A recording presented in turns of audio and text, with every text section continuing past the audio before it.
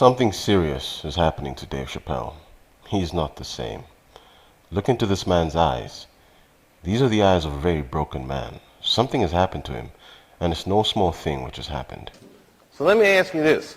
What is happening in Hollywood that a guy that tough will be on the street waving a gun, screaming, "They are trying to kill me"? Yeah. What's going on? Why is Dave Chappelle going to Africa? Why does Mariah Carey make a $100 million deal and take her clothes off on TRL? A weak person cannot get to sit here and talk to you. Ain't no weak people talking to you. So what is happening in Hollywood? Nobody knows.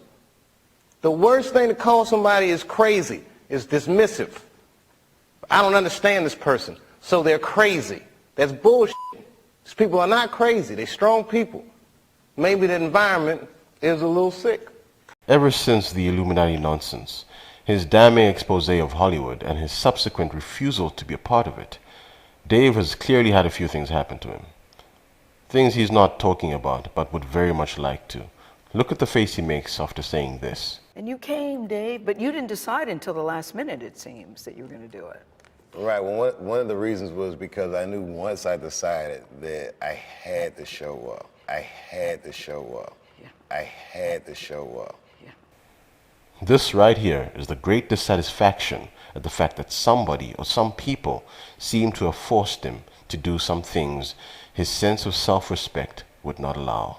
To do things he was previously kicking against, and publicly so.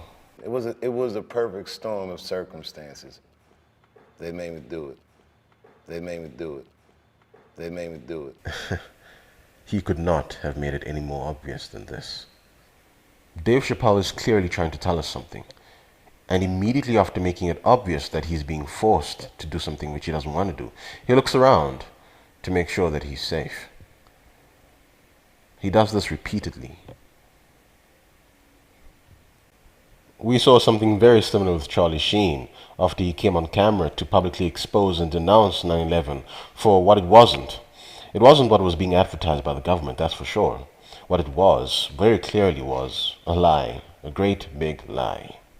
Did you study the tapes and you... I've done a lot of research, and it's not just me, it's the people that have come before me, the experts and the engineers and the physicists and the scientists and the scholars that raised a lot of these things, and I took a look at their research and said, yeah, it doesn't add up. A lot of it doesn't add up, hence these questions, you know, and there's two areas. There's Building 7 and there's the 5 frames from the Pentagon.